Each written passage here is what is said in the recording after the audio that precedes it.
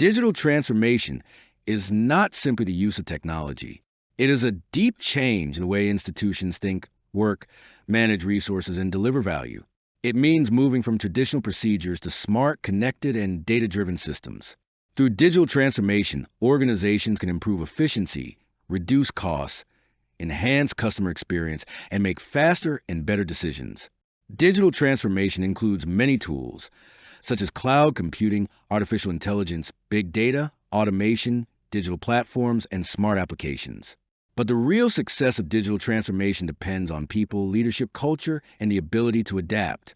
In the digital economy, institutions that understand digital transformation can compete, innovate, and grow. Those that ignore it may find themselves outside the new rules of the market. Digital transformation is therefore not a technical project only. It is a strategic journey toward a smarter economy, more flexible institutions, and a more connected society.